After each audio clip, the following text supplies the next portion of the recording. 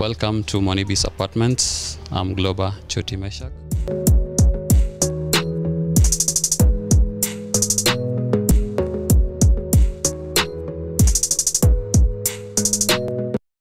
Monibis is located at Tasia Embakasi off 75 Road where you're headed to Utawala. We have a 3-bedroom house that can host you for a day, a month, a week, and you will feel comfortable.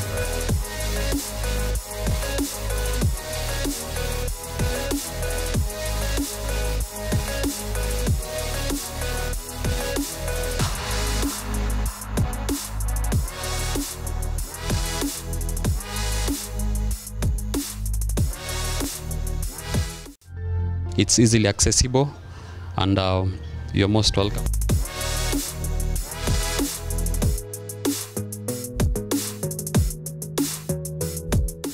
You can reach us on 0729 816 420 or 0723 60 1721. You can always reach us on 0729 816 420 or 0723 60 1721. Welcome all.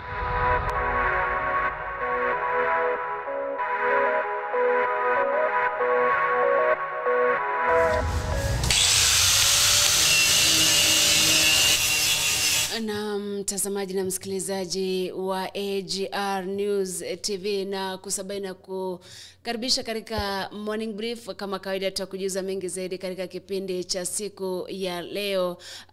Na hapa ndani niko na wenzangu. Naitwa Masiontita, karibu tuandamane nawe mpaka tamati. Right, na shukrani za dhati. Niliona ulikuwa na plani ya kunitangulia nianze kuzungumza, sijui tena kulikuwaje. Lakini karibu tena mpenzi mtazamaji. Kwa siku hii ya leo tuweze kuandamana moja kwa moja ikiwa uchaguzi uliweza kukamilika hapo jana. Tuliweza kuwachagua viongozi na kura zimeanza kuhesabiwa. Tena kuangazia maeneo mbalimbali jinsi uchaguzi unazidi pengine kumiminika. Niite Edwin Mokaa. Asante sana mpenzi mtazamaji mahali popote ulipo. Ni wakati mwingine tunakutana hewani kama kawaida kukuletea kipindi hiki cha Morning Brief. Niite Zadok Dennis. Na shukrani za dhati, lakini kabla tujaanza moja kwa moja naona mambo ni mengi ambayo yamefanyika katika ulingo wa uchaguzi.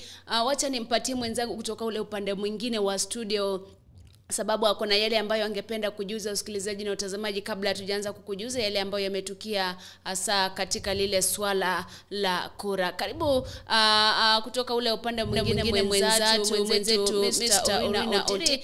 Uwanja ni wako, basi wajuza utazamaji na usikilizaji baadhi ya yale ambayo uko nayo sehemu nyingine. Naam, asante sana kwa kunipa hiyo fursa. Naamini kwamba umebarikiwa kwa pamoja.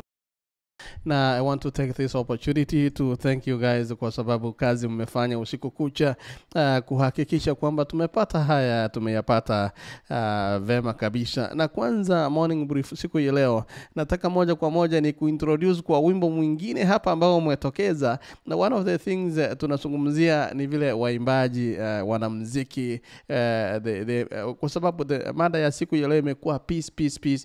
Kila mmoja anaongea kuhusu peace. And one of the things that we usually talk about wakati ambapo tunasema mambo ya peace ni wakati ambapo tunasikia nyimbo kama hizi zina wanamuziki wanakuja na nyimbo kama hizi let me nikuwekee wimbo uone vile jamaa anakuja. Uchaguzi wa viongozi ni jambo la muda kidogo sana. Tukiwa chini ya jua yafaa upendo heshima sana. Tusiuane tusisumbuane, viongozi wachaguliwa na Mwenyezi. Upendo wa dhati ndio naomba, peace, love and harmony. Nchi yetu ya Kenya, Mashariki Afrika kwa ujumla na kote duniani. Kura zipigwe kwa amani, peace, love and harmony. Kura zipigwe kwa amani, peace, love and harmony. Peace and love, peace and love, peace and love is all we need. Peace and love is all that we need. Anajulikana kama Mwana Kendra, akituweka moja kwa moja kutoka kule sehemu za Marekani ya kati, sehemu za Minnesota. Habari ya leo ndugu Mwana Kendra? Niko salama sana mtangazaji, na nashukuru sana kwa kuweza kunifikia mida hii hapa. Hapo ni saa 7 kasorobo ya usiku. Yeah, hapa kwa kweli ni kasoro dakika 15. 13 hivi ziweze kugonga mida saa 7, mida alfajiri vile. Kwa hiyo ni muda ambao ni muda wa wanga, au tunaita muda wa watu ambao wanahitaji kupumzika vile. Salama kabisa, and we don't take it for granted kwa sababu umekuwa pamoja nasi, and kwa sababu ya hiyo ningependa moja kwa moja tuzungumzie mawili matatu tu kuhusu huu wimbo wako mpya, Peace and Love, na what is the place of music in maintaining peace and love and unity, especially during and after elections? Naam, kwanza kabisa ningependa kufahamisha mpenzi mtazamaji na msikilizaji wa Habagusi Global Radio moja kwa moja, ikiwa ni The Morning Brief kama inavyotajwa, kwamba mimi ni Mwana Kendra, mimi ni msanii wa kizazi kipya, na katika mziki shari tuweze kuangalia matukio yanayotokea na kuyalenga ili uyaseme kipindi kabla hayajatokea. Kwa hiyo usanii kioo cha jamii, lazima tuyatabiri mengine. Kwa hiyo sasa hivi tukiangalia hali ilivyo Kenya, unaangalia watu uchaguzi unakuwa kwamba kila mtu anahitaji ushindi, na asiyekubali kushindwa si mshindani. Wapo wengine watakaposhindwa basi wataanzisha vurugu ili kuweza kuvuruga amani, na tukaweza kuwa na vidonda vilivyopita kipindi cha nyuma. Kwa hiyo nikaona kwamba mimi kama msanii sharti niweze kutunga wimbo wa kuwasihi wanasiasa, kuwasihi wananchi wote wa Kenya kwa ujumla, hasa wa wengine ambao tuseme vile vile Kisii ambako ni sehemu ya kitovu ambapo tumezaliwa, waweze kujua kwamba amani ni kitu muhimu. Kwa hiyo nikasema peace and love, na nikaamua kuweka chorus ya Kiingereza kidogo ili kusudi wapo ambao kidogo hawezi kuelewa Kiswahili basi pia nao waweze kupata kujua. Kwa hiyo lengo kuu la huo wimbo ulikuwa unahusu siasa ambazo zinaendelea sasa hivi nchi yetu ya Kenya, ili zipigwe kwa amani, na vile vile uchaguzi utakaofanyika atakayekuwa ameshindwa basi akubali kushindwa. Na nyakati ambazo zimepita tumeona wengine wakilalama kwamba wakati mwingine wanasiasa wanakaribisha wanamuziki kutoka nchi za nje, na ile hali wanaacha wanamuziki wa kikwetu. Sijui hilo ungelizungumzia namna gani? Hilo kama mwanamuziki ningependa kulizungumzia kwamba kwanza kabisa na mimi pia siwezi kuwa mbali na kukosoa, kwa sababu wajua kabla hujaweza kutumia jembe ulonalo sio vizuri kwa azima jembe. Maana unajua ukiangalia Kenya kama nchi yetu ina wasanii wakubwa ambao pia wakipata potential wanaweza kufanya vizuri. Kuna wasanii ambao wako kwenye lengo la ulimwengu, ambao ni wasanii ambao wamefanya muziki nje ya nchi, na vile vile wamefanya muziki nje ya Kenya vile, kwa sababu kuna wasanii pale wapiga collab na wasanii kutoka Nigeria, so ni wasanii ambao pia wanajituma sana, na kuna wasanii wetu pia Kenya hapo ambao pia wamepiga collab na wasanii kutoka Tanzania, Uganda na sehemu zingine zile. Kwa hiyo unapoacha wale wasanii ukaenda kumfuata msanii wa nje, kidogo haileti mantiki, haifai vizuri. Kwa hiyo ndo maana nasema kwamba wewe kama mwanasiasa au wewe kama nyinyi watangazaji wa redio, si vizuri kwenda Kenya kuimporti mtu wakati una msanii karibu na wewe. Acha hakuje kuboresha zaidi. Ingekuwa kwamba pale Diamond Platnumz sisikasiriki kuletwa kwa sababu yeye ni kigogo na ni ndo role model sana wa wasanii wengi ambao tunamfuatilia na tunamheshimu sana, kwa sababu ni msanii mkubwa, amefanya collab na watu wengi kibao. Kwa hiyo tunampa heshima zake. Lakini pia angepewa fursa msanii mmoja kutoka Kenya, pengine hapige show alafu Diamond Platnumz afunikie ile show. Ingekuwa inapendeza zaidi kwa sababu msanii wa kwetu Kenya pia angekuwa amepata hiyo fursa. Kwa hiyo na mimi wanaolalamika na waunga mkono kulalamika, lakini hilo sio kusudi la kutosema kwamba hatumuungi mkono aliyemuita, sio. Lakini kama msanii, kiusanii inabidi kwanza umalize wasanii unaonao karibu kabla ya kuweza kuwaleta wanje. Naam, asante sana. Kabla nikuachilie labda upumzike, asante sana kwa kujiunga pamoja nasi. Lakini wakati mwingine umeona wanasiasa wakitumia wasanii fulani, wanatunga nyimbo zao, wanaimba na wanaonekana kana kwamba wanaegemea upande fulani. Wakati mwingine ufikiri kwamba hili linaweza kuumiza your brand, especially if you are affiliated to a party that maybe might lose elections, and then all of a sudden wafuasi wako watatoroka waseme kwamba ulikuwa una support yule ambaye wampendi. Naam,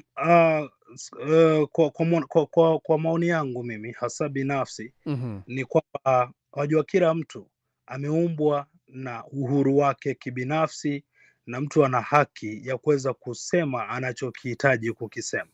Kwa hiyo sasa hivi wewe ni CEO wa The Abagusi Global Radio, na unaangalia ukitizama ni kwamba ukiamua kwamba leo hii unapigia debe mwanabiashara fulani, ujue si mwanabiashara huyo tu ambaye yupo sokoni. Wapo wanabiashara wengi. Kwa mfano tuseme kama ni watu ambao wanauza nyumba au maploti, unaweza kuamua uchukue shirika moja la kuuza maploti ukaanza kupiga debe pale. Haimaanishi kwamba basi umechukua mkondo wa yule mtu, kiasi kwamba hawa wengine wafanyabiashara wakuchukie wewe. Sio hivyo. Inategemea kwamba yule mtu amekuja kwako vipi, kwa sababu amekuja kwako akakuongelesha, akasema basi mimi nimeheshimu kazi unayoifanya wewe kama mtu wa media, na ninakupa biashara ili uweze kunitangazia tangazo langu linalohusu uuzaji wa shamba. Hutaweza kumtenga eti kwamba wapo wauzaji wengi wa shamba, kwa hiyo utamuuzia shamba kulingana na alivyo kulipa. Na sisi kama wasanii, mwanasiasa akija kwako akwambie nimeangalia kazi yako ni nzuri na nimekuruhusu uende kwenye studio upige wimbo kunihusu, wimbo nitaenda kufanyia kampeni, lakini nitakulipa kiasi fulani cha fedha, nenda kanipigie kazi. Ile inaitwa kazi, inaitwa kazi mtangazaji. Ile haitwi kwamba ni mkondo wa kisiasa. Kwa hiyo unapompigia mwanasiasa mziki, haimaanishi kwamba umechukua ule mkondo. Basi anayekuangalia kama ulimuimba fulani, basi wewe uko pale, huyo ndo anakuangalia vibaya. Wewe unafanya mziki kibiashara. Wajua tufanyi mziki, unafanya mziki kujiburudisha ndiyo, lakini kwa kipindi kingine unafanya mziki ili uweze kupata riziki. Kwa hiyo mtu akikupa riziki umpigie mziki, hata kama yeye ni mwanasiasa, ieleweke kwamba hujaharibu brand yako, kwamba uko pale ili kusudi, kama tutumie mfano wa UDA na Azimio la Umoja. Kama nimeimba Azimio la Umoja, wana UDA sitaki wanione kama mimi ni mtu wa kiazimio. Acha kwanza waniangalie kama hey, Mwana Kendra naye pia amepata fursa ya kuweza kuimba wimbo wa Azimio. Ina maana kwamba yeye sio wazimu akaenda studio akaimba. Kuna mtu katika lile Azimio kwa mfano amemapproach akamwambia unaimba mziki mzuri, tupigie mziki fulani, nimelipwa hela yangu. Na hiyo ndio biashara, na hivyo ndivyo mimi nitakuwa kimziki kama msanii. Kesho UDA wakiniita pale, nitawaimbia. Lakini msimamo wangu, kama nikienda kwenye kituo kupiga kura, najua nampigia nani, kwa sababu nina haki ya kumpigia nayempenda. Nafikiri hapo umenielewa. Sawa kabisa. Anajulikana kama Mwana Kendra kutoka kule sehemu za Minnesota. Hapo ni Minneapolis. Inaitwa Minneapolis, Minnesota. Hiyo sisi mahali natoka tunasema Minnesota. Mwana Kendra moja kwa moja kutoka Marekani ya kati akizungumzia sehemu the place of music in building peace, love and unity. This is more a morning brief tuko moja kwa moja hewani kutoka Kisii Town, Chiduka. Kwa miaka ile ya nyuma sasa, tuheshimiane, tusipendane, wenzetu sisi tusitengane. Tunaomba amani, peace, love and harmony. Tunaomba upendo, peace, love and harmony. Tunaomba umoja, peace, love and harmony. Kenya na ulimwengu, peace, love and harmony. Ubaguzi wa rangi, ukabila na jinsia, ulemavu ni duni, mchango wetu ni sawa sasa. Tunaomba peace, love and harmony. Asante sana wimbo wake, wimbo ambao umetoka jikoni hivi sasa. Actually we might be the first station to play it. Kwa hivyo kitu unafanya Mwana Kendra on YouTube, subscribe, like and promote his channel. Nakumbuka kwamba that's all we got to do for now. Wakati kwa mwingine tulikuwa tunasema nunua CD, lakini sasa tumeenda digital. Peace and love and harmony. Jambo lako la mwisho ndugu Mwana Kendra. Your last word to our viewers and listeners this morning.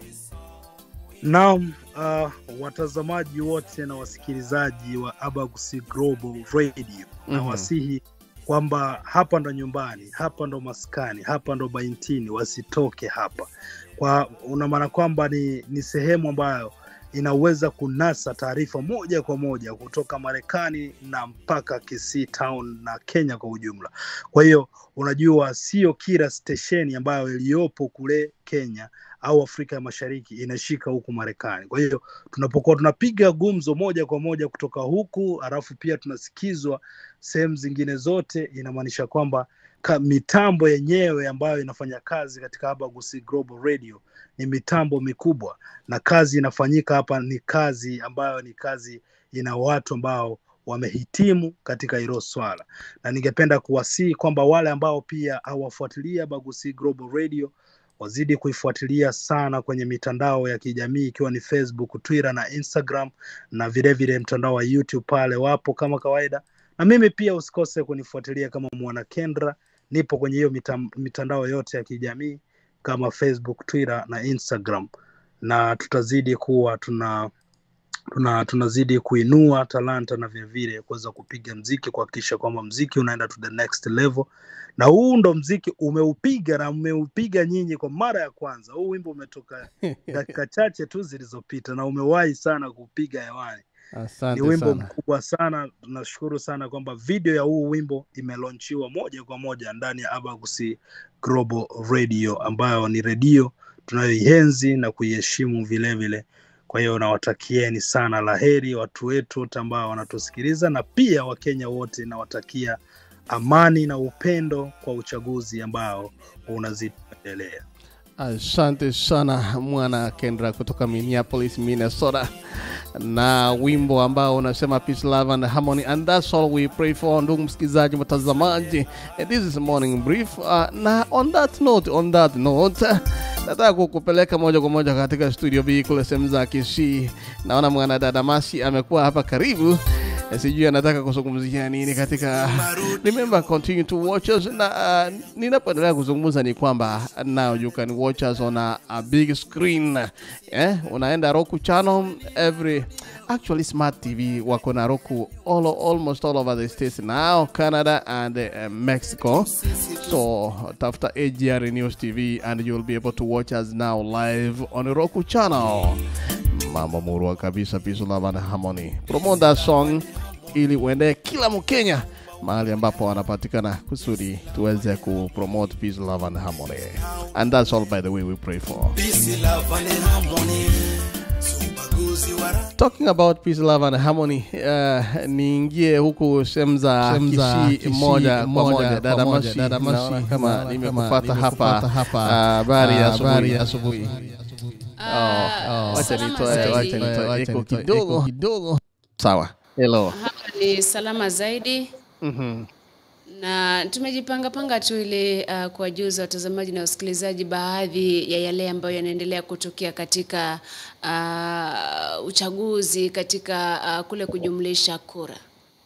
kuna watu ambao wamekata tamaa and maybe kuanzia ndio ni waachilie. Unasikia Mwana Kendra anasema kwamba peace, love and harmony, na jambo ambalo amezungumzia hapa ni kwamba muziki una nafasi yake muhimu kabisa katika upigaji wa kura, katika maintaining peace, love and harmony, especially after elections. Sijui ni yapi mumeona yakitokea, how is the mood ya watu baada ya kupiga kura? Wengine wale ambao tulisema hapo mbeleni, tuliongea na wewe tukasema kwamba watu mashuhuri, majina kubwa kubwa yamerudi nyuma,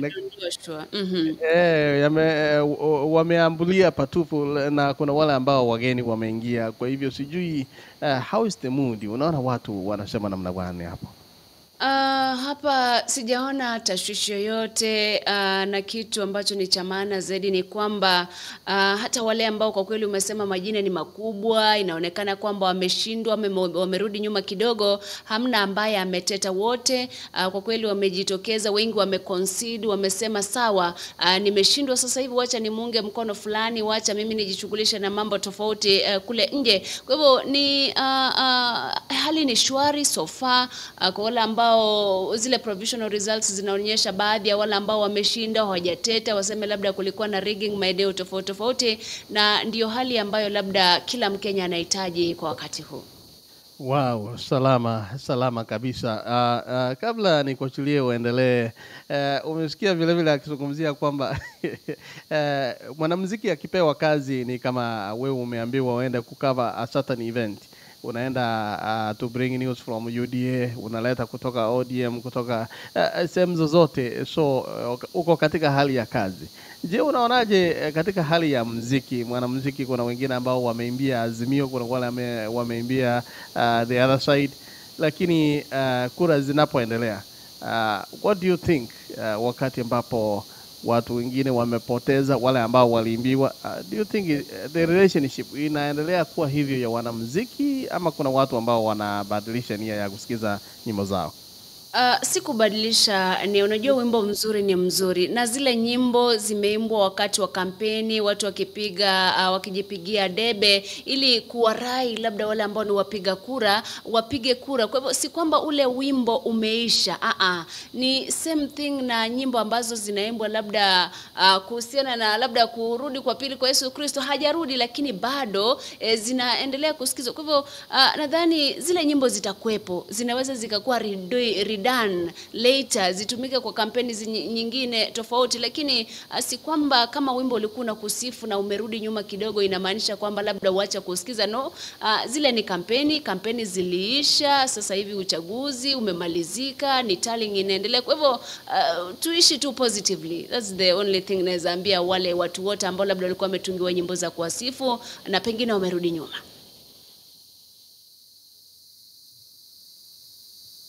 Asante sana. Huyo amekuwa ni dada Mercy Otuira akiwa moja kwa moja katika kule sehemu za Kisii, tunapoendelea kuyapata moja kwa moja. Haya basi, after the break tutarudi kule Kisii ili waendelee kutuambia mambo namna gani. Barikiwa.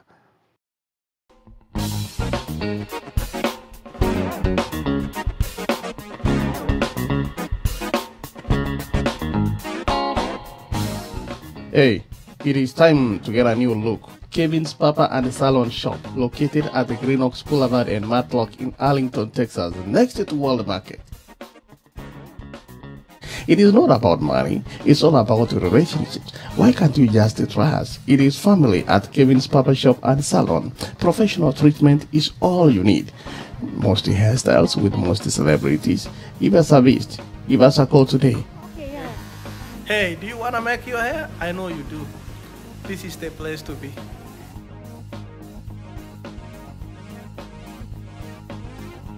We open and close at 7 p.m. Give us a call at 817-683-7555. Give us a call at 817-683-7555. Address is 808 Southwest Green Oaks Boulevard, Suite 410 in Arlington, Texas.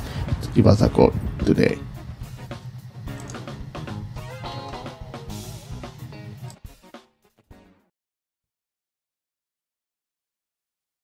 Na mtazamaji na msikilizaji, natumai kwamba umeyapokea yale vizuri. Ulimsikia Mwana Kendro akizungumza moja kwa moja kutoka kule sehemu za sijui ni Minnesota pale, akitoa wimbo wake wa kwanza, wimbo wake kwanza kabisa katika kituo cha AGR News TV. Kwa wale ambao wanatutazama kwa televisheni, natumai kwamba mtatembelea channel zake Peace, Love and Harmony. Ndo maombi ya kila Mkenya, hasa wakati huu naona kwamba kura za urais zinaendelea kujumlishwa katika maeneo tofauti tofauti. Lakini tukirejelea baadhi ya yale ambayo ni matukio ambayo yametendeka tangu jana, hii leo asubuhi wale, kumbuka kwamba zile kura za urais, kuna zile provision ambazo zinaendelea kujumlishwa na vituo tofauti tofauti vya habari, lakini kumbuka kwamba IEBC haijaanza kujumlisha, bado inangoja the form 34As ambazo kwa sasa 94 zimekuwa uploaded to the IEBC portal. Kwa hivyo bado form 34A zote hazijatumwa kutoka kwenye vituo vya kupiga kura, na baadaye tutaangalia ama tutajuzwa na IEBC kutokana na zile briefing zao, ili tuone kunaendaje, wameanza kutali, kwa sababu kumbuka pia IEBC lazima ingoje the physical form 34As zifike pale Bomas of Kenya ili wa verify the physical na ile ambayo imetumwa pale online, je ziko sambamba, zina ambatana. Lakini mtazamaji na msikilizaji, kura zilipigwa hiyo jana, na si za urais peke yake. Kura zilipigwa za ubunge, wakilishi ward, women representative, governor na senator, na sijui baadhi ya presenters wa AGR walikuwa pale kwenye ground. Labda kwa haraka tu, najua kwamba tuli introduce pale awali, labda Edwin, katika zile harakati za kupiga kura, mipangilio yote, uliona nini pale kwa ground?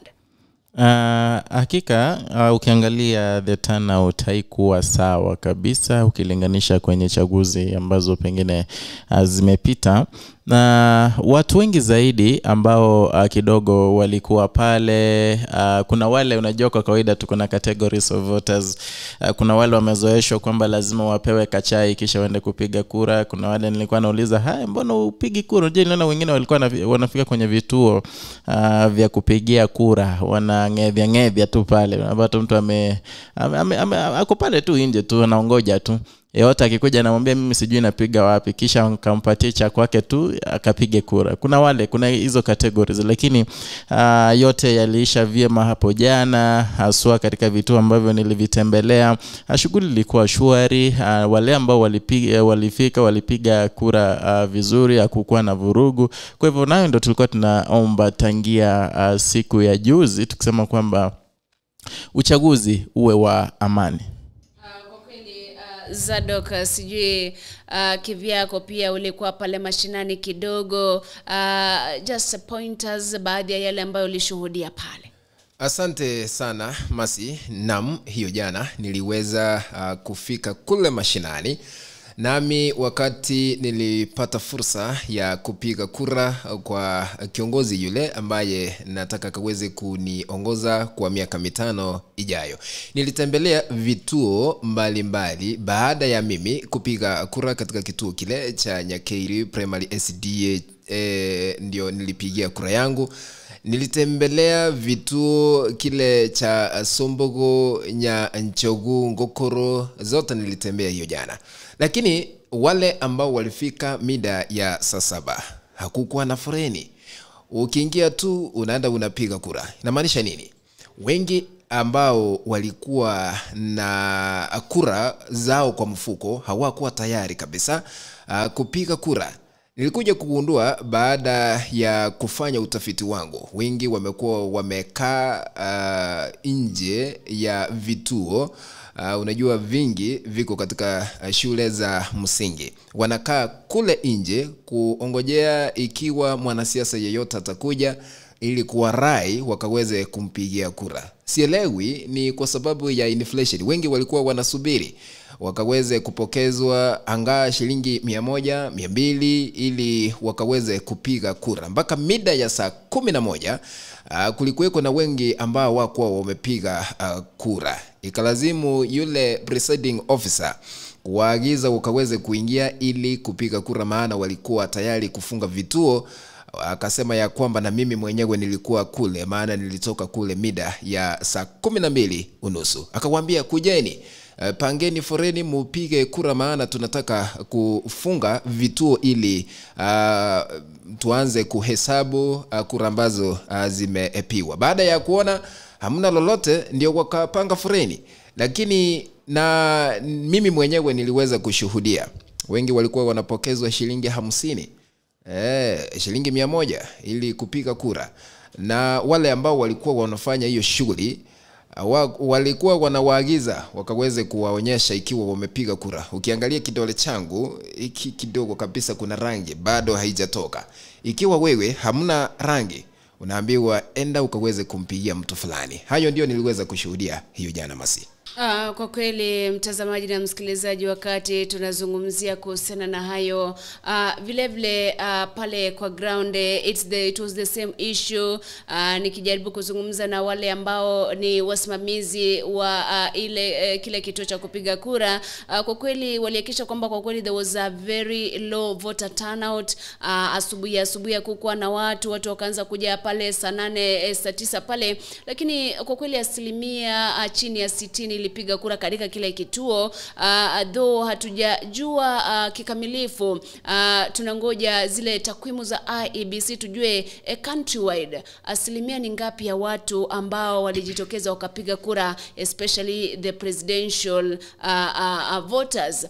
So pale wengi walikuwa wanateta, na haya nayozungumza niliyauliza moja kwa moja pale chini, wakizungumza kuhusiana na kule kule kupatiwa 100, 200, shilingi 50 ili kupatiwa motivation ya kupiga kura. Wengi wakiteta kwamba wao hawajapewa, kwamba the previous night there was such an issue ambapo watu walipewa fedha. So wengine walisusia because they were saying pia sisi tupewe kitu kama kile. I don't know, hili swala la kupatia mpiga kura kitu kidogo ili akupigie kura Zadok.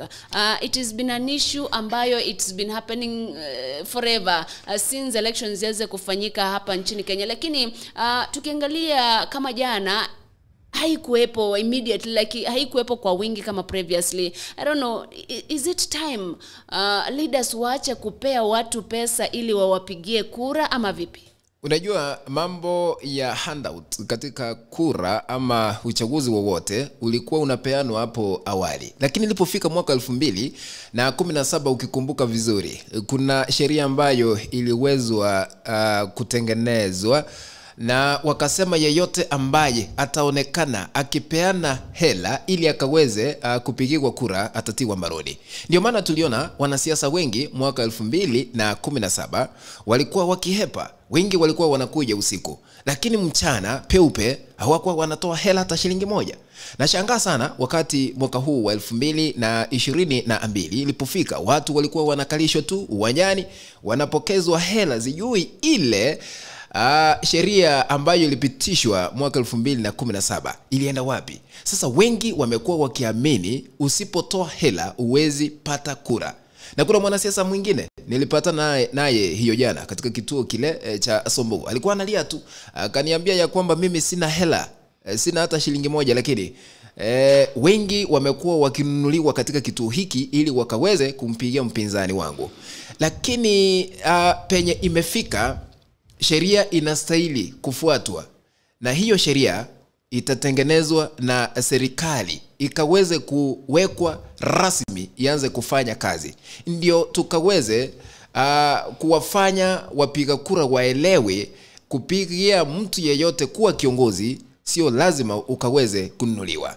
Yes, nakubali kuna changamoto za hapa na pale, maana njaa ndio imekuwa kizungumkuti kwa wengi. Sasa ukipokezwa shilingi 100 unasema huyu anga nimeona yake naenda kumpigia kura, na yule ambaye hajanipea hata shilingi 1 asimpei kura. Lakini ni sheria ambayo inastahili kutengenezwa, iwekewe kwa wanasiasa na watu wale ambao ni wa mkono errand, wale ambao wanatumika na wanasiasa kupeana kitu kidogo. Sheria ndio inastahili. Naam. Nikizungumzia swala hili Zadok, ni swala ambalo kwa upande wangu naona kwamba ngawaje mikakati itawekwa kuzuia, haiwezi kuzuilika kwa kikamilifu niseme, manake Wakenya wenyewe ndio pengine wataweza kujitoa, waseme kwamba haiwezekani kwamba ikiwa ni kupigia mtu kura wapige kura bila hata yote akija na zile shilingi 50, 100, 200, 500 amwambie la, mimi sisi tutachagua kiongozi ambaye tunamtaka, si pengine kwa kuhongwa. Lakini unagundua kwamba kama hapo jana kwenye vituo ambavyo mimi nilivitembelea, niliwaona wengi zaidi wakiwa pale wamesimama tu wanangojea wapewe kitu kidogo ndo waende kupiga kura. Mimi kuna wenye hawakupewa basi hawakupiga kura wakarejea manyumbani. Kwa hivyo ni swala sijui litafanyikaje Zadok. Manake hata uweke mikakati njia gani, hata uweke sheria njia gani, hii ni jambo ambalo unajua sasa hivi bado ni muhali, ni si halali unajua. Lakini wengi wanatekeleza jambo hili minajili waweze kupigiwa kura na watu wa nyumbani. Hadi kuna mwenye alikuwa ananiuliza kwamba yani mimi naweza toka kwangu nyumbani nioge na sabuni yangu, nipande pikipiki niende kupigia mtu kura. Ana swali kama hilo ukiona Mkenya anafikiria in that line, jamaa huyu ama mama huyo hawezi badilika anytime soon. Lakini civic education ndio inastahili kufanywa. Unaona vile tuko na clan elders wala ambao wanasimamia vijiji na kuna location machief wako na sub location kuna masub chief. Ndio wanastahili kuwekwa katika mkutano na serikali na wale maafisa ambao wanahusika kusimamia masuala ya kutengeneza sheria kama hiyo, wakaweze kuwakalisha na kuwaeleza kupiga kura ni lipi unaenda kufaidi ukipiga kura, ili waende kwa vijiji, waende katika ma location ama sub locations, ili wakaweze kuwaelezea wale wakaazi ambao wanaishi katika vijiji vile, wakaweze kuelewa umuhimu wa kupiga kura. Wakielewa, itafika wakati hata ukipewa hela haiwezi tumika, kwa sababu ukiangalia taifa la Umarekani kule siamini hamna fedha unapokezwa ili ukaweze kumchagua mwenzako. Na hiyo sheria na kuelewa watu wakaweze kuielewa hii katika taifa letu la Kenya, nadhani tunaweza asonga mbele. Kwa kweli shukran za dhati kwa hilo. Na hiyo jana bado mambo ni mengi yalitukia. Tukianzia the press briefings za IEBC, tukizungumzia matukio tofauti katika maeneo tofauti. Sijui kama nyie mliona ile video ambayo jamaa alibururwa akatolewa nguo, you know, kabla hatujaanza kuzungumzia about some of the provisional results kutoka katika maeneo bunge tofauti. Sijui lile swala mtalizungumziaje kuhusiana na yule jamaa, na vile on the same note tuzungumzie ile swala ma allegations kuhusiana na Didmas Barasa ambaye alimpiga risasi bodyguard wa nani yule jamaa ambaye wanapingana naye, walikuwa anagombea kiti kimoja. Sijui Zadok, hayo utazungumziaje hapa? Unajua ukimtoa mwanadamu nguo ni kinyume na sheria. Niliona ndio alitolewa ile long trouser ambayo alikuwa ameivalia, aliweza kutolewa katika kitu kimoja cha upigaji wa kura. Wale ambao walikuwa wamemshika katika mikono yake na wamemtoa ile long trouser ndio wanastahili la kwanza kuchukuliwa hatua, kwa sababu ni kinyume na sheria kuonyesha vile mtu anaonekana. La pili ndio tukaweze kujua ni kwa nini alitolewa nguo. Tufuate uchunguzi ufanywe. Unajua kwa yule ambaye ametiwa mbaroni alikuwa anafanya ama kuwa bribe watu, ni kitu ama ni jambo ambalo linafanyiwa uchunguzi likaweze kupainika. Lakini wale ambao walimtoa long trouser wanastahili kuchukuliwa hatua, kwa sababu wao walionekana na video imekuwa ikisambazwa katika mitandao mbalimbali ya kijamii. Edwin, unajua hiyo Yule ni mtu ambaye ana familia, pengine ikiwa hana familia, ana baba, ana mama, ana marafiki, ana watu wote. Kumvua nguo kisha akatembea uchi ni swala ambalo kidogo si la busara, na ni kumkosea heshima yule jamaa. Hata kama ndio hatujui mbona alifanya makosa gani, lakini tuma zinasema kwamba pengine alikuwa anasambaza pesa kabla watu wapige kura, alikuwa anawapatia kidogo ili waweze kupigia candidate fulani. Kwa hivyo wale wapinzani ama competitors wakamshika, ndio hivyo wakamburura, wakamvua nguo, kumtembeza uchi. Ni jambo ambalo kidogo halikuwa la busara, na ni jambo ambalo linastahili pengine wale ambao walitekeleza kitendo kile vile vile, ingawaje huyu ndiye alikuwa amefanya kosa, but huwezi fanya makosa juu ya kosa jingine. Kuna mbinu mingi zaidi. Kuna sheria, pengine ungemshika taratibu, kisha polisi wafanye nini, pengine aweze kufungiwa. Lakini kumvua nguo, suruali pale, kisha akatembea uchi, pengine ana watoto, wale watoto itakuwaje, watazungumzwaje, ama wataonaje, watafilaje, kwa hivyo alikuwa jambo zuri kweli. Kwa kweli mmezungumzia hilo, na iwapo kwa kweli alikuwa na wapokeza fedha baadhi ya wapiga kura ni kinyume na sheria, anajua vile, anaelewa sheria, basi wakati mwingine before ufikiwe na yale mambo, take personal responsibility, hakikisha kwamba you're not involving yourself in illegal stuff kama bribe during election day. Wengine wanasema pia msiba kujitakia una kilio, but it was wrong for those guys to undress him vile in the public, siku hizo wakati ambapo kuna simu, mitandao ya kijamii ipo, before you know it you are trending everywhere. Lakini mtazamaji, when such a day like election day inafika, tujaribu kujiondolea fedheha za kujitakia.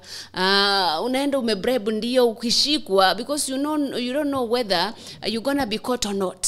Kwa hivyo ni swala ambalo kwa kweli as Kenyans we are supposed to desist from, wakati kwa uchaguzi ambao utakuja, masuala yale yasionekane. Na hili swala la Didmas Barasa ambaye kwa kweli alimpiga risasi jamaa mmoja katika eneo bunge la kule, ni swala ambalo linaleta tatizo kidogo, huku polisi wakimtaka Didmas Barasa ajisalimishe kwao na kujibu mashtaka. And ni baadhi tu ya vile vitendo ambavyo happenings ambazo zilifanyika jana. Kumbuka pia the MP for Nakuru East David Gikaria alikamatwa hiyo jana, na kulingana na polisi anatakikana kujibu mashtaka ya kujaribu kuleta vurugu katika kituo cha kupiga kura, pamoja na kujaribu kumpiga ama kumwassault mmoja wa wagombea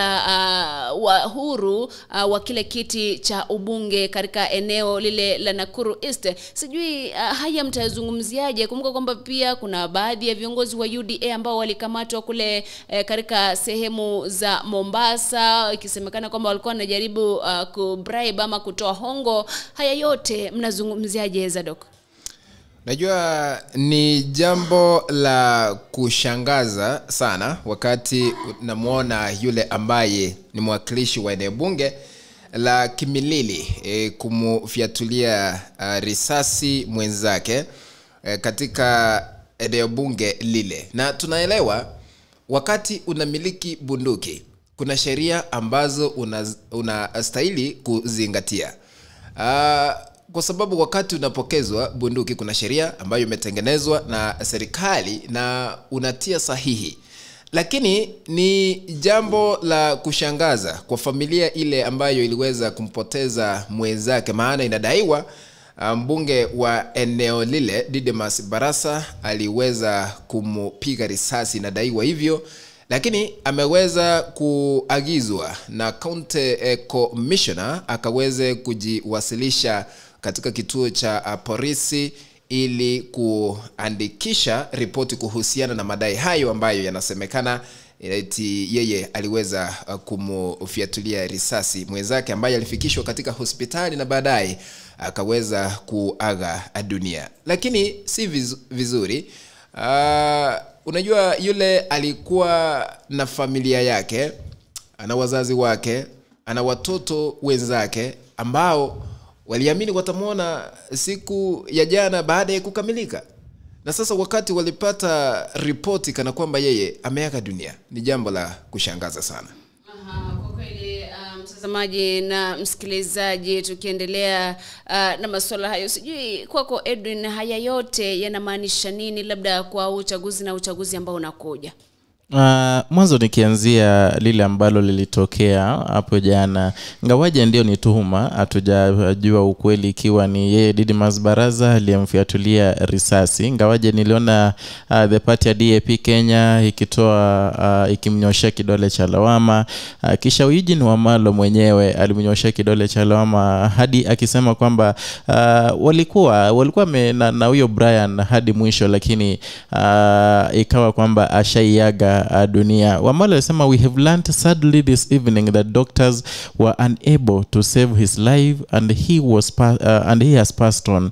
We are here to demand that Didmus Baraza be arrested. Kwa hivyo walikuwa wanaonyesha kidole cha lawama wakiomba polisi pengine waweze kumkamata Didmus Baraza. Na inasemekana kwamba ilikuwa ni altercation between Didmus Baraza na competitor wake. Kisha ndo akatoka nje kwenye lile gari la competitor wake akawaambia wasiende, lakini yule aliyepigwa risasi Brian, yeye akaamua kuignite gari. Ndio hivyo akatoa bunduki yake kutokana na ule ujumbe ambao umetolewa, akatoa bunduki yake na kumfiatulia risasi. Na kutokana na commissioner wa Bungoma county Samuel Kimiti alikuwa anamuomba Kimilili MP ambaye ni huyo Didmus Baraza aweze kujisalimisha kwenye kituo cha polisi, na akasema kwamba ikiwa wao watampata itakuwa story nyingine. Kwa hivyo yeye mwenyewe aweze kujisalimisha. Nilimwona akihojiwa na wanahabari, akasema kwamba basi ikiwa Didmus Baraza anaitumia bunduki yake kwa jinsi ambayo haifai, basi hastahili kuimiliki bunduki ile.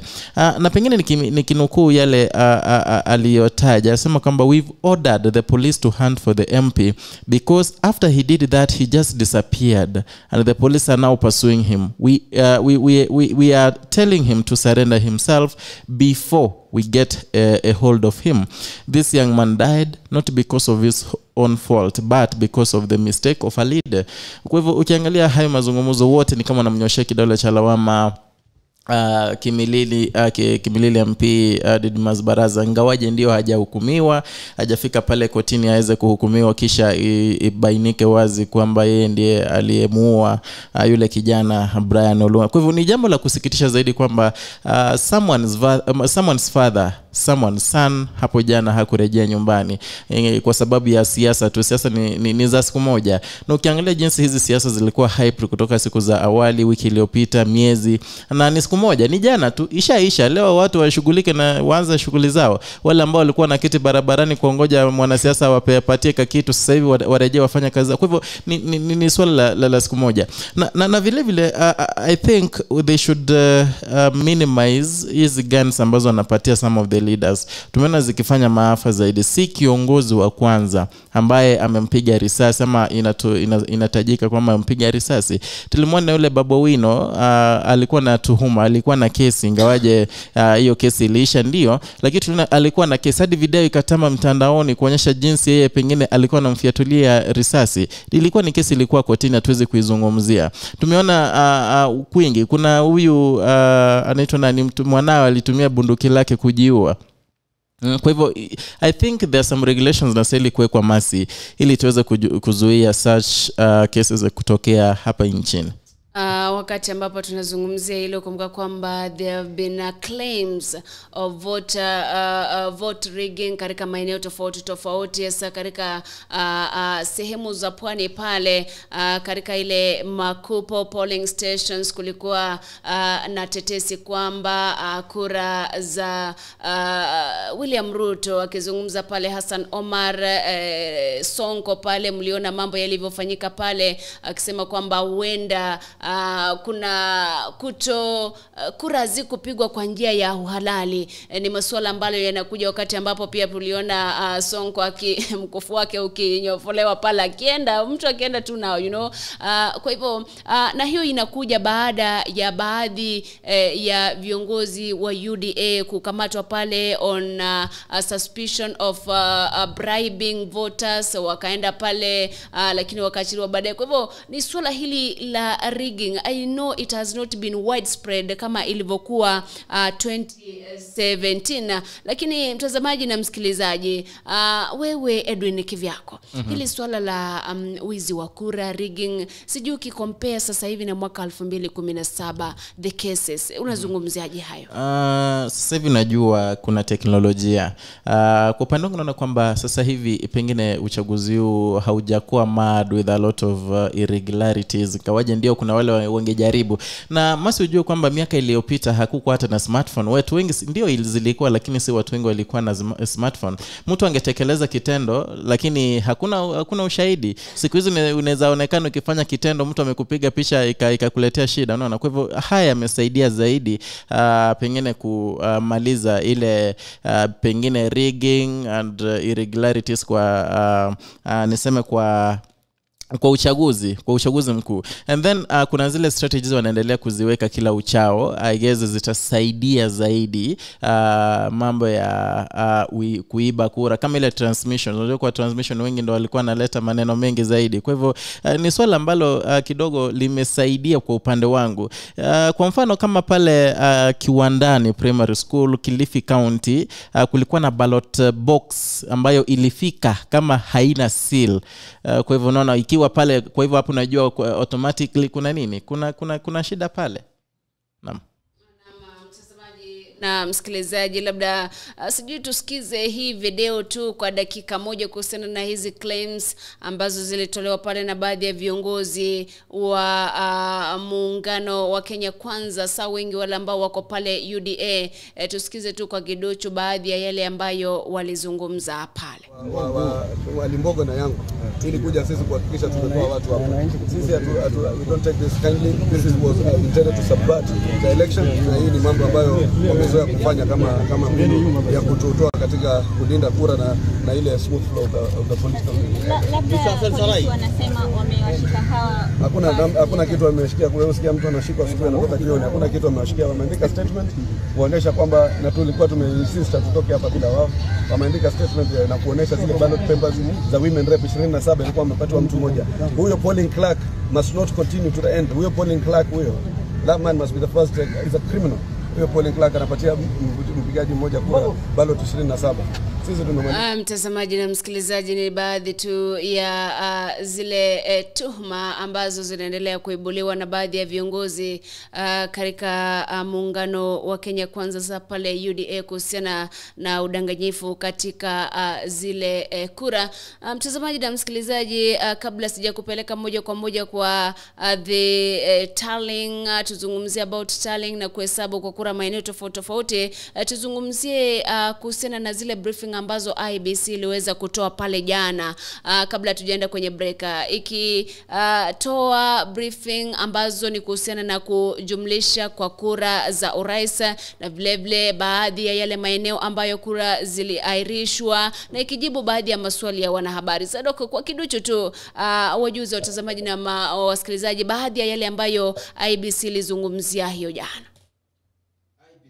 Naam, ni tume ambayo inasimamia uchaguzi humu nchini, na ni tume ambayo sisi wote kama Wakenya tunaisubiri ili ikaweze kubeberusha matangazo yale ambayo yamewasilishwa katika tume ile kutoka maeneo mbalimbali, ikiwemo wale ambao wanawania viti vya wakilishi wodi, ubunge, wakilishi wa akina mama, useneta, ugavana na kiti cha urais. Lakini macho mengi yako katika tume ya IEBC kuongojea majibu yale ambayo yanatolewa katika kiti cha urais.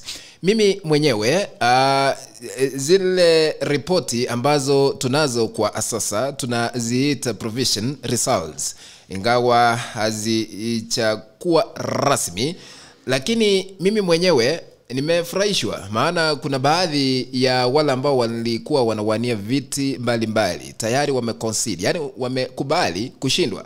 Nilimuona yule ambaye alikuwa akiwania kiti cha ubunge, tuanzie katika eneo la Akisi, katika eneo bunge la Bonchari, ambaye anaitwa Cliff Ombeta, ambaye ni criminal lawyer. Yeye mwenyewe alikuwa anawania kiti cha eneo bunge la Bonchari kupitia chama cha UDA, na wale ambao walikuwa wanakiwania kiti hicho walikuwa 11.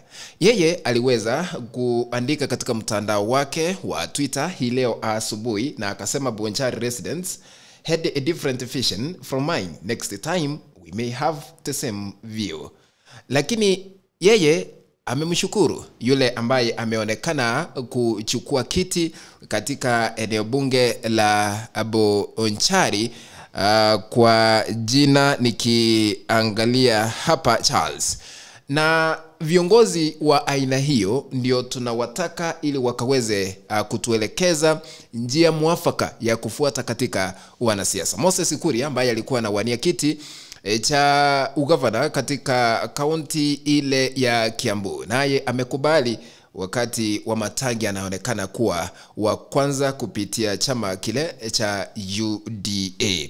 Na kuna baadhi ya sehemu ambazo uchaguzi umeweza kuhairishwa, lakini kulingana na ripoti zile ambazo zimefika katika meza zetu za uandishi wa habari kupitia tume ya IPC, kiti cha ugavana katika kaunti ya Kakamega na kaunti ya Mombasa, kura zitapiwa tarehe 23 mwezi huu wa 8 mwaka huu wa 2022.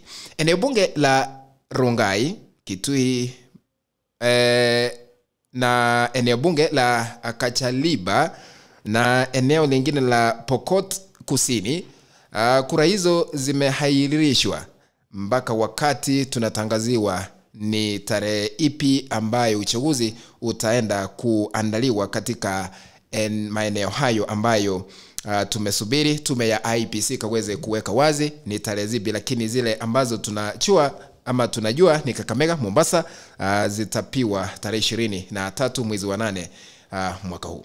Na katika labda ile press briefing ya usiku wa kuamkia leo ya IBC, akifanya pamoja na viongozi wa kidini ambao kwa kweli walipongeza sana IBC kwa yale maandalizi na kuendesha kwa kura ambazo zilipigwa hiyo jana, ila wakiwataka wale viongozi ambao watashindwa kukubali kushindwa, na iwapo watakuwa wamekubali basi wafuate njia za kisheria kutafuta haki zao. Na vile vile walitaka IBC kuhakikisha kwamba the tallying and counting of the votes inaendeshwa kwa njia ambayo ni wazi kabisa. Kumbuka kwamba hili ni swala ambalo kwa kweli tumeona limefanyika vizuri, kwa sababu baadhi ya vyombo vya habari vimekuwa vikionyesha moja kwa moja jinsi ule upigaji na uhesabu wa kura unaendelea, akisema kwamba kusiwe na miscounting, kusiwe na shida ambazo zitaibua matatizo labda baada ya mshindi kutangazwa. Vile vile tukizungumzia hili swala kuhusiana na kuahirishwa kwa uchaguzi maeneo tofauti tofauti, kumbuka kwamba uchaguzi wa Eldas ambao ulikuwa umeahirishwa unafanyika hii leo. Kwa hivyo wakazi wa pale wanaendelea na upigaji wa kura katika eneo lile. Na Chebukati alizungumza kuhusiana na zile forms ambazo zinatumika kuna kile matokeo ya uchaguzi, akizungumza kuhusiana na form 34A, B pale, akisema kwamba the constituencies zitakuwa zinatangaza washindi wa wakilishi wadi pamoja na wabunge. The tallying centers za county zitatangaza washindi wa ugavana, useneta na women representative, na mwisho wa siku ile tallying center ambayo ni national pale Bomas of Kenya ndio itatangaza mshindi wa kiti cha urais, akisema kwamba kulingana na sheria ambayo ilitungwa pale mahakama ya upeo mwaka 2017 katika ile petition, ni kwamba lazima wangoje the form 34S kutoka kwenye vituo vyote ziende mpaka pale so that wa verify. So like right now nikiangalia pale 94% of form 34S zishawekwa pale kwa mtandao wa tovuti ya IEBC, and anybody anaweza kaenda kaangalia katali yeye peke yake. You see the transparent, but the verification happens wakati ambapo zile physical forms zimefika kwa wale makamishna, wanaangalia the physical iko 40 votes, wanaangalia ile imetumwa online iko 40, then wanaanza kujumlisha. Kwa hivyo ni katika ile hali tunasema ni transparency. Na katika haya maandalizi ya uchaguzi na uwazi katika kuhakikisha kwamba wanaweka matokeo pale, sijui tuzungumziaje Zadok, labda hii wanataka kupunguza yale makuru ama yale mambo ambayo yalitukia mwaka 2017 which led to the rerun of the elections. Ukiangalia zile mashine ambazo zilikuwa zinafanya kazi hiyo jana wakati tulikuwa tunapiga kura, kuna mashine kadhaa ambazo ziliweza kufail kufanya ile kazi rasmi. Na ndio maana wengi walikuwa wanazungumzia mambo ya kuwa na manual register, lakini niliona kuna vile walikuwa wanafanya kikataa kabisa. Najua Masi na mwenzangu Edwin mjaelewa, mimi mwenyewe nilienda na mamangu na mke wangu na my brother, tukapanga foreni kule. Ingawa mimi niliruhusiwa tu kupiga kura wa kwanza maana nilisema naenda kazi, lakini nikasubiri nione mam anapiga kura kivipi. Wakati alipofika katika mtambo ule, hizi vidole hazikuwa zinasoma, ikabidi aende kunawa mikono tena na atafute jiwe ili kutoa hizi zimeshikilia hivi kidogo, ndio aende kuweka kidole ndio ile mashine ikaweze kusoma. Lakini niliona ilikuwa kazi ngumu, sio yeye peke yake, na kuna wazee ambao walikuwa wamezeeka wamemunya jumvi mingi. Sasa ilikuwa inasumbua kidogo, hiyo ndio changamoto. Lakini kwa transparency katika tume ya IEBC, mimi nasema nashukuru. Nasema asante sana kwa ile kazi ambayo wanaifanya, kwa sababu tumeona uwazi ukionekana katika uchaguzi ambao ulifanywa hiyo jana ikilinganishwa na 2017. Maana kama ni mawakala ambao wanasimamia wanasiasa wa MCA, ubunge, hizo viti zote walikuwa kule wanathibitisha uhesabu wa kura ukifanywa, wanathibitisha everything before they sign that form to submit to IEBC. Na Edwin, tukizungumzia kuhusiana transparency na some of the failures za IEBC, remember IEBC ilikuwa inahitaji uchaguzi ufanywe predominantly electronically bila kutumia manyo. Je, unaona labda kama mahakama zingekubali manyo itumike kama the last resort, je what could have happened? Kwa sababu kuna maeneo Kimskit zilikata kabisa, which meant that walienda kupiga kura kwa kutumia ile sajili ambayo imechapishwa. Sijui tuzungumziaje hili Edwin? Pengine niseme kwamba unajua tukubaline kwamba teknolojia kwa kawaida huwa na failures zake. Kuna wakati ndio kuna changamoto kwa kawaida ambazo hutokea. Ingawaje ndio Zadok amezungumza, amesema kwamba IEBC walijaribu zaidi wakati huu na raundi haswa jinsi pengine wameconduct ile, and then wakaweka ule uwazi. Ndio uliuliza wa kwanza, ule uwazi na kuweka mtandaoni kwenye tovuti, pengine unaweza ingia pale we mwenyewe ukafanya tallying, na jinsi tumeona baadhi ya vituo vimejitolea kupiga ile hesabu. Na nilimwona Chebukati akisema kwamba hii itasaidia kulalamika ama yale malalamika ambao baadhi ya viongozi hutoa mbeleni baada ya uchaguzi, niliibiwa, nilifanya nini. Yeye mwenyewe anaweza enda pale angalia those provisional results, apige hesabu yake mwenyewe kisha aone kwamba mambo yalikuwa wazi kabisa. Kwa hivyo mimi nitasema kwamba ilikuwa sawa. And then uzuri ni kwamba kulikuwa na manual register register. Ikiwa kungekuwa na manual register, basi kungekuwa na kizungumkuti. Manake kuna mahali, kuna some of the counties ambapo those schemes zilikataa kabisa, unaona. Wakati zilikataa, they could resort to the manual register, ambayo ilisaidia zaidi watu wengi kupiga kura. Jinsi Zadok amesema, you are different. Tunafanya kazi, kuna wale wanafanya kazi za sulubu, unapata kwamba kidogo mikono yao pengine nisemaje, ngozi imegwarogwa, imechoma, imechipuka design fulani. Kwa hivyo inakuwa vigumu ile fingerprint kudetectiwa na zile kimski, lakini yote yalikuwa sawia, maana kulikuwa na manual register. Na mimi nasema kwamba ingawaje ndio kulikuwa na changamoto zake, uchaguzi ulifanyika VM. Mtazamaji na msikilizaji, wakati ambapo tunaendelea kukujuza kuhusiana na kuhesabiwa kwa kura na kujumlishwa, kumbuka kwamba sheria inaipatia IEBC siku 7 kutangaza mshindi wa kiti cha urais na kumpatia cheti cha kushinda. Lakini kumbuka kwamba ili mshindi kutangazwa lazima awe amepata 50%, uongeze moja ya kura zote ambazo zimepigwa, na vile vile kuwa na zaidi ya 25% ya kura katika county pale, na vile vile hili ni swala ambalo kwa kweli mkiangalia jinsi ambavyo labda huenda maeneo mengine watu walijitokeza kupiga kura, lakini ukiangalia labda katika haya maeneo ya Kisii, at least let me say 50%, at least 50 to 60% of voters walipiga kura. Je, huenda tukapata mshindi wa urais katika awamu ya kwanza? Ama vipi? Vile inaonekana na vile tume ya IEBC inaendelea kutubeberushia yale majibu kutoka maeneo mbalimbali humu nchini, ile tofauti William Ruto ambaye anawania kiti cha urais kwa mara ya kwanza kupitia chama cha UDA chini ya muungano wa Kenya Kwanza, ingawa NAM anaongoza kwa tofauti ya not even 1%, na yule ambaye anamfuata sasa ni Raila Odinga ambaye anawania kiti cha urais kwa mara ya 5 sasa kupitia chama cha ODM chini ya muungano wa Azimio la Umoja One Kenya Alliance. Sasa ni rejelee swali lako, ni rahisi kumpata mshindi katika kiti cha urais kwa awamu ya kwanza?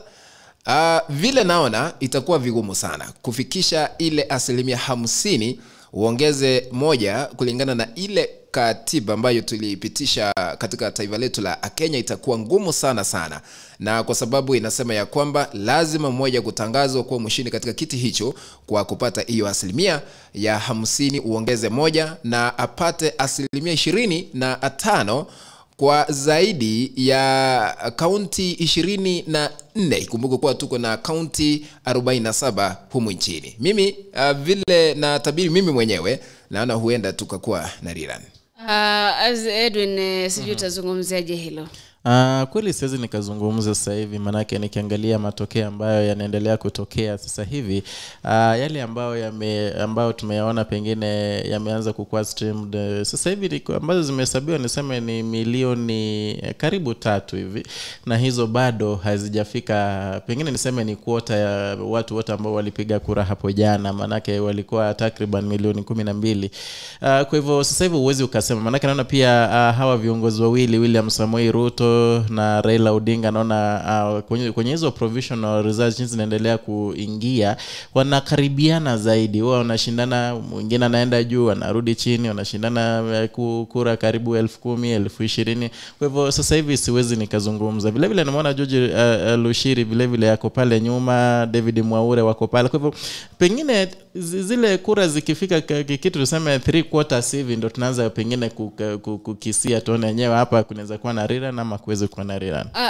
Unaweza ukazungumza kuhusiana na 3/4, lakini ukiangalia baadhi ya the provisional results from the form 34As, you realize less than 60% of voters voted in almost every polling station. Ndiposa tu nilikuwa nauliza, je, kuna uwezekano wa kupata mshindi kwa ile awamu ya kwanza? Lakini hayo acha tungoje, tutayaona baadaye wakati ambapo hizi form 34As zimekuwa uploaded zote pale na IEBC.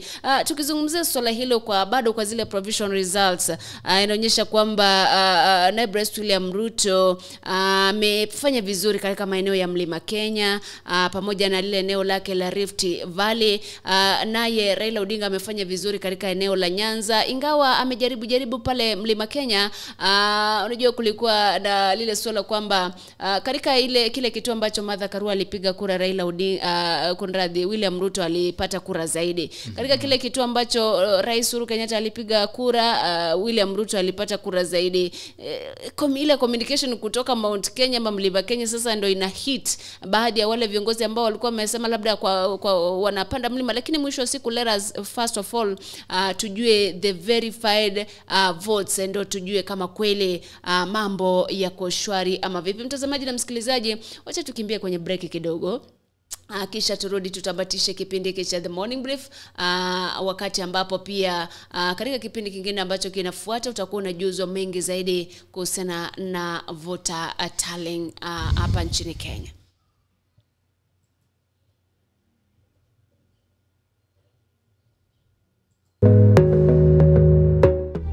Welcome to Monibis Apartments. I'm Globa Choti Meshak.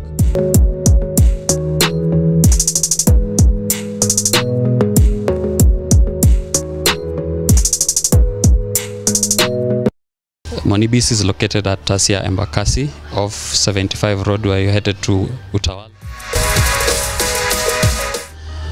We have a 3-bedroom house that can host you for a day, a month, a week, and you will feel comfortable.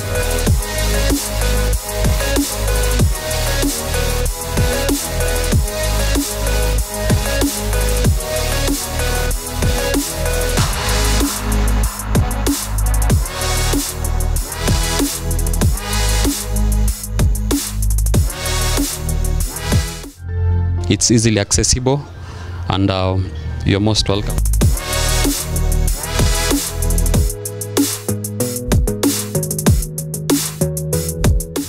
You can reach us on 0729 816 420 or 0723 60 1721. You can always reach us on 0729 816 420 or 0723 60 1721. Welcome all.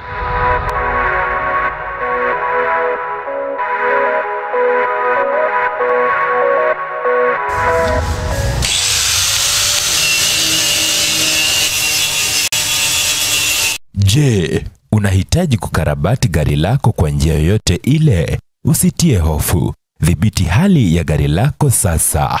Ramiz Works inakupa huduma bora zaidi. Hapa wanakupa huduma zote za gereji kwa magari ya kila aina. Ramiz Works tuna deal na panel beating, spray painting. Ukiwa na kazi yako, leta mali hapa, tunakufanyia kazi safi sana. Ramiz Works inapatikana mjini Kisii daraja 2 kwenye barabara kuu ya Kisii Kisumu. Imekabiliana na Delta Filling Station. Tunashughulika na magari za accident. Gari imeharibika msuni inaletwa. Tunaomba watu wote walete magari zao hapa. Welcome Kisii.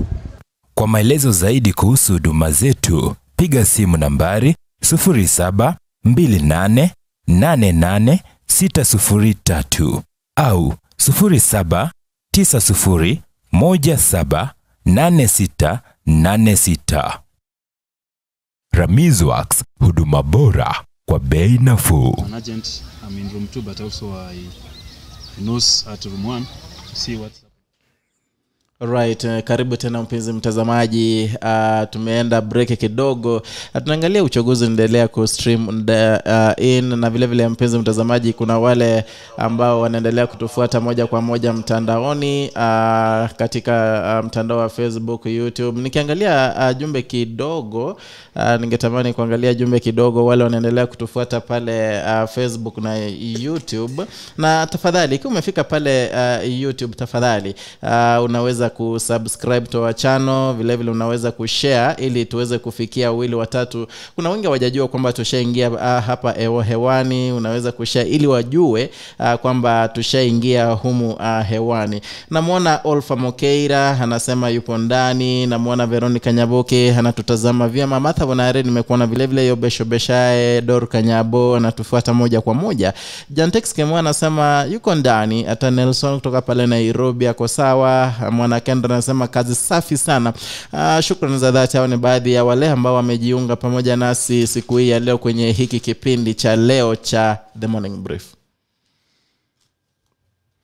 Asante sana. Tukiendelea kuwafahamisha yale ambayo yanaendelea katika upigaji wa kura humu nchini, tukisubiri matokeo mengine kutolewa. Ikumbuke kuwa Musalia Mudavadi ambaye ni party leader wa chama cha ANC katika kituo kile ambacho alipiga kura hiyo jana, aliweza kumpea yule ambaye anampigia debe William Ruto kura 276 katika Mululu Primary ama shule ya msingi ya Mululu Primary, na Raila Odinga ambaye anakiwania kiti hicho aliweza kupata kura 82. Ikumbuke kuwa ingawa aliweza kufahamishwa ya kwamba na muungano ule wa Kenya Kwanza akaweze kudeliver 90% ya 70% ya kura ambazo zitapigwa katika eneo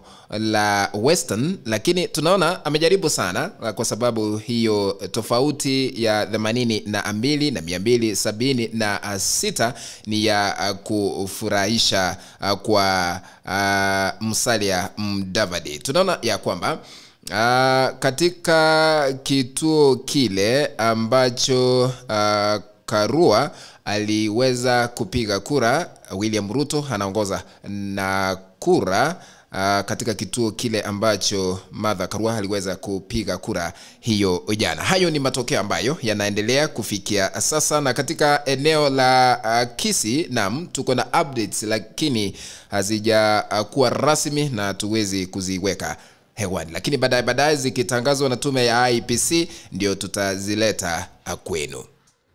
Na labda tuzungumzie ile swala la mwisho kabla hatujaondoka hapa hewani. Sijui kama pale mlipoenda kupiga kura, inquiries ambazo mlifanya, kuna jamaa ama mtu alikuja, mpiga kura alikuja lakini hakupata jina lake kwenye sajili ya wapiga kura, ndio alipiga kura mwaka 2017 2013, lakini sasa hivi labda anaambiwa jina lako liko maeneo fulani. Sijui kama hilo lilitokea, kwa sababu ukiangalia baadhi ya maeneo kuna wale ambao walikuwa wanateta wakisema kwamba mimi 2017 nilipiga kura hapa, lakini sasa hivi nimekuja nimeambiwa napiga kura maeneo eneo tofauti na mimi sikubadilisha. Je, hili mlishuhudia mahali ambapo mlikuwa pale Zadok? Nilikuwa nikitafuta habari nyingine hapa, labda urudie swali lako. Mimi nikisema pengine Masi, ukiangalia kwenye vituo vingi haswa katika eneo la Kisii, hakukuwa na swala ambapo unapata kwamba jamaa fulani pengine hajatambulika zaidi. Ikiwa kulikuwa basi sijapata wind off, lakini kwenye vituo ambavyo mimi nilivitembelea, ndio maana nilisema kwamba hali ilikuwa shwari. Mbali na ile niliona mtandaoni kwenye vituo mbalimbali, kuna watu ambao kiasi unapata kwamba kuna mama niliona analalamika mtandaoni zaidi, anasema kwamba mimi nimeamka asubuhi na mapema nimepiga foleni, lakini kufika humu ndani nimepata kwamba jina langu halipo. Unaona? Kwa hivyo lakini sija kwenye vituo nilivitembelea mimi mwenyewe si kuona shida hiyo.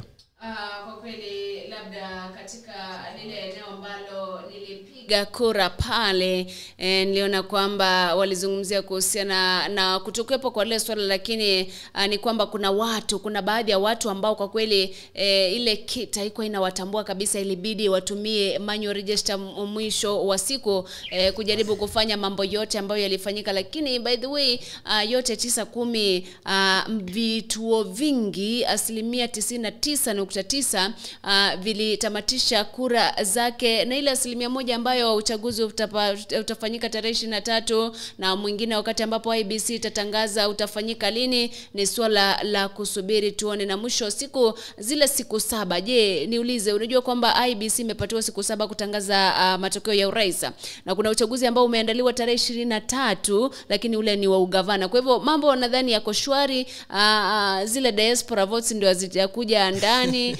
Naona hasa katika lile eneo la Kitutu Chacha North, form 34S zimetumwa except for one polling station.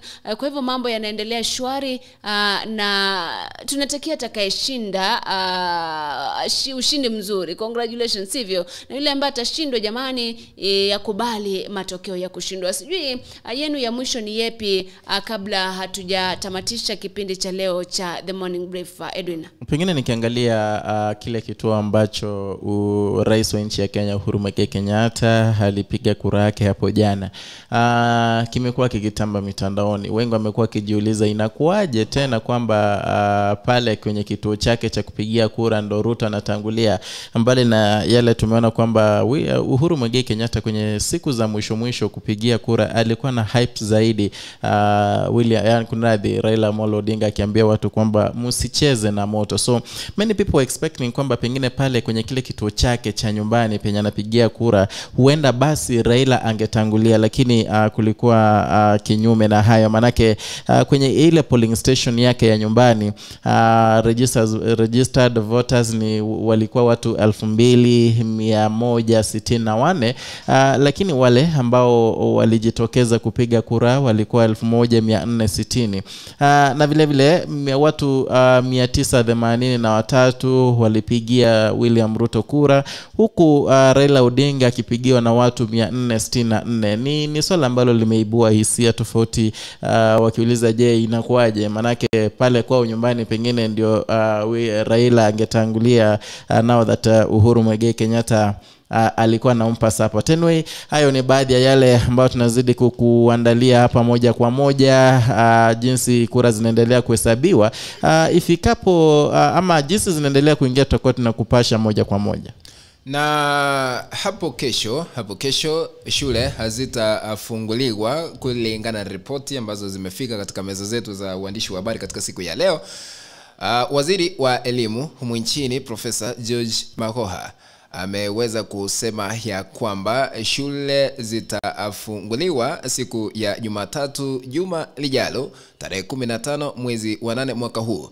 Lakini kile ambacho ameweza kusema, ikiwa halitafanyika huenda tena wakaweze kusongesha mbele, lakini kwa sasa wanafunzi kesho wasiende shuleni, waende siku ya Jumatatu. Hizo ni ripoti kulingana na waziri anayesimamia wizara ya elimu Profesa Magoha.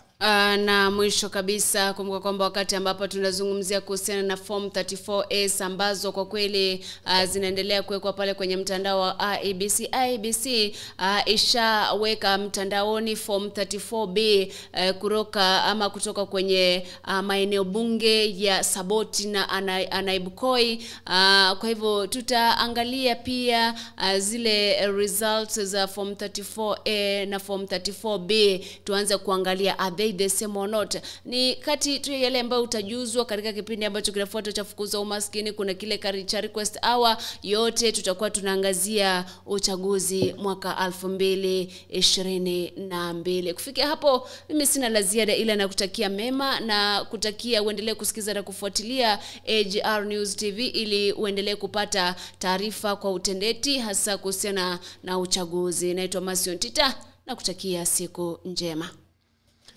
Asante sana mpenzi mtazamaji, maana umechukua muda wako kututazama na kutufuatilia yale ambayo tumekuwa tukikuletea tangu tulipoanza kipindi hiki cha Morning Brief mida ya 2:30 hadi sasa. Tunasema asante na shukrani za kipekee kwenu kwa kuendelea kuwa wandani ambao wanatufuatilia kila siku wakati tunaleta kipindi hiki. Hatuna lingine ila tu kusema asante na kushukuru. Tutaendelea kuwajulisha yale ambayo yatafika katika meza zetu za uandishi wa habari. Langu jina ni Zadoge Dennis na kutakia mema na tukaweze kudumisha amani wakati tupo katika hii taifa letu la Kenya. Naam, shukran za dhati hadi hapo kesho sana wakati kama wa leo. Ni Edwin Mukaya. who are forced to go manual because maybe they were not identified by the KIMS. But otherwise, others have voted well.